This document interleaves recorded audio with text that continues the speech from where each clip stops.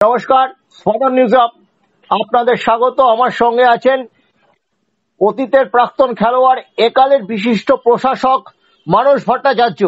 আজকে ভারতীয় football FSDL এর এই ক্লাবগুলিকে চিঠির পর কোথায় দাঁড়িয়ে আছে সেটা আমরা জেনে নেব। মোহনবাগানের ভাইস প্রেসিডেন্ট এবং ডায়মন্ড হারবার এফসির সচিব, কোন প্রাক্তন ফুটবলার এইভাবে দুটি ক্লাবের একটা শীর্ষ পদে নেই, সেই মানস ভট্টাচার্য, তার অভিমতটা আমরা জেনে নেবো। খুব গুরুত্বপূর্ণ এই ব্যাপারে। মানসদা, পুরো ব্যাপারটা অনেক ব্যাপারেই তুমি ওয়াকিবহল, কি বলবে?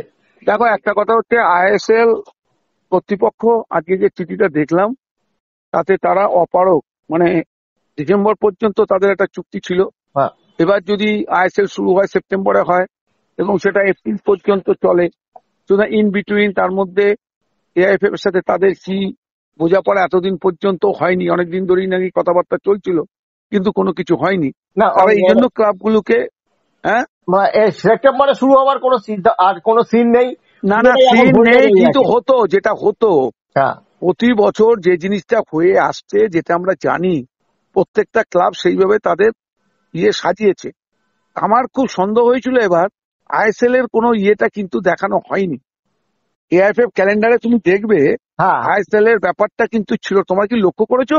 আমরা এই লক্ষ্য ব্যাপারটা করেছি, দেশের সব টুর্নামেন্ট আছে, আই লিগ আছে, আই লিগ সব 2 আছে, আছে, আই লিগ 3 আছে, কিন্তু সন্তোষ আইএসএল ট্রফি নেই। আছে, বিসি রায় ট্রফি আছে, কিন্তু আইএসএল নেই। তখনই আমি কিন্তু আমার মনে শঙ্কা হয়েছে যে তবে কি আইএসএল হবে না। তোমরা সেটা নিয়ে চর্চাও করেছিলে, হ্যাঁ, তবে আমরা কি আইএসএল করেছিলাম। হবে না। হ্যাঁ, তোমরা করেছিলে। সুতরাং সেটাই সত্য প্রমাণিত হলো, কারণ আইএসএল হবে না এটা এআইএফএফ ধরেই নিয়েছিল।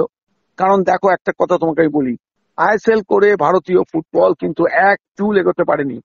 এফএসডিএল কর্তাদের প্রতিনিয়ত কিন্তু এটা নিয়ে কিন্তু সারা দেশে কিন্তু কথা শুনতে হচ্ছে, যতই বলো তুমি। কারণ ফ্র্যাঞ্চাইজি গুলো কোটি কোটি টাকা লস করেছে গত 10 বছরে, এটা নিয়ে কিন্তু কোনো প্রশ্ন থাকবে না। এটা তোমাকে মাথায় রাখতেই হবে, কারণ কত টানবে তারা। এবারে মাঠে ভিড় হয় না। আইএসএল এ ইস্টবেঙ্গল মোহনবাগানের খেলায় যত ভিড় হয় কলকাতার মাঠে, আইএসএল এর খেলায় সেই ভিড় কিন্তু হয় না।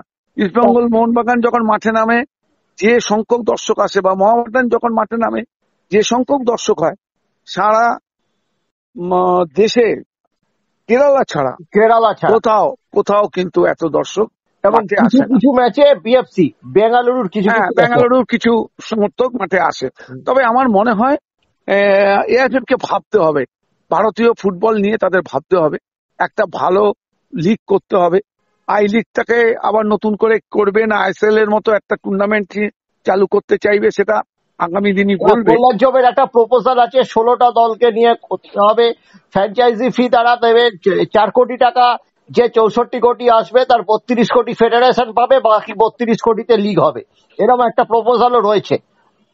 না, তার কথা মতো তো সব হবে না, ক্লাবগুলোকেও সেটা দেখতে হবে।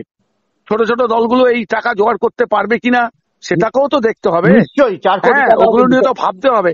সে তার মনের মতো করে নিয়ে 32 কোটি নিয়ে তারা এদিক ওদিক প্লেনে ঘুরবে, এদিক ওদিক জায়গায় যাবে, ফুটবলের কোনো উন্নতি হবে না, সেটাকে মেনে নেওয়া যেতে পারে না।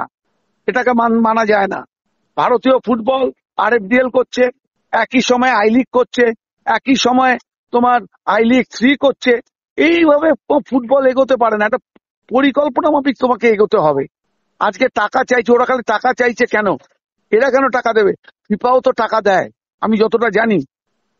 হ্যাঁ, এফএসডিএল তো ফুটবল 50 কোটি দিয়ে শুরু করেছে, 65 কোটিতে শেষ করেছে। সেই আমার তো সেটাই বক্তব্য। এই টাকাগুলো কি হচ্ছে? এই টাকাগুলো ফুটবলের ডেভেলপমেন্টে কতটা খরচা হয়েছে, কি হয়েছে? একটা মানে থার্ড গ্রেডের খুব বাইরে বিদেশি কোচকে নিয়ে এসে অর্থগুলোকে অপচয় করা হচ্ছে। এটা তো তোমাকে মাথায় রাখতে হবে। ভারতীয় ফুটবল নিয়ে ভাবনা চিন্তা করতেই হবে, এবং ভারতীয় ফুটবলকে এগিয়ে নিয়ে যেতে গেলে তোমাকে একটা ভালো টুর্নামেন্ট করতে হবে, যে টুর্নামেন্ট নিয়ে তোমার খেলোয়াড়দের এগিয়ে আসতে হবে। 8টা টিমকে নিয়ে 10টা টিমকে নিয়ে আইএসএল হচ্ছে, তাদের মধ্যে থেকে ভারতীয় দল গঠন হচ্ছে, এটা মেনে নেওয়া যায় না, এটা কোনো সময় মানা যায় না। আই লিগেও তো অনেক ভালো ভালো খেলোয়াড় খেলছে, বা আই লিগ 2তেও তো 2-1টা প্লেয়ার আমাদের নজরে পড়তে পারে। সবাইকে নিয়েই তো একটা ভারতীয় দল গঠন করার জন্য পরিকল্পনা নিতে হবে। আমি বলেছি, যখন এবারের মানে তালিকা বেরিয়েছিল, তখনই কিন্তু আমি বলেছি আইএসএল এর ভবিষ্যৎ নিয়ে কিন্তু যথেষ্ট সন্দেহ কিন্তু ক্যালেন্ডার যখন আছে। বেরিয়েছিল, হ্যাঁ, ক্যালেন্ডারটা যখন বেরিয়েছিল আমি তোমায় বলেছিলাম আইএসএল এর কোনো জায়গা নেই দেখছি। এবং এই ক্যালেন্ডারটা অন্য ফুটবলারের চেয়ে তোমাদের নজর ছিল বেশি। তোমার আমার নজর, যেহেতু আমার টিম স্বার্থ এখানে জড়িত, সেই জন্য যেহেতু ডায়মন্ড হারবার এবার আই লিগ খেলবে বলেছিলাম তোমাকে আমি। যাই হোক, আমার মনে হয় একটা ভাবনা চিন্তা করে দেশে অনেক ভালো ভালো মানুষ রয়েছেন, ক্রীড়াবিদ রয়েছেন, আমাদের এই রাজ্যেও অনেক ভালো ভালো মানুষ রয়েছেন যারা ফুটবলটা নিয়ে মাথায় রেখে করতে হবে। না না, ক্রীড়াবিদকে মাথায় রেখে আমি চালাতে বলছি না, প্রশাসনে কিন্তু প্রশাসনিক ভালো লোক আনতে হবে যারা চালাতে পারে। তোমাকে যতই বলো, রাজনীতিকের কথা আমি বলছি না, ভালো আমলাকে দিয়েও কিন্তু করা যেতে পারে। এটা করা আমার বক্তব্য এই জায়গাটা। রাজনীতিবিদকে আনতে হবে মাথায়, তার কোনো মানে নেই।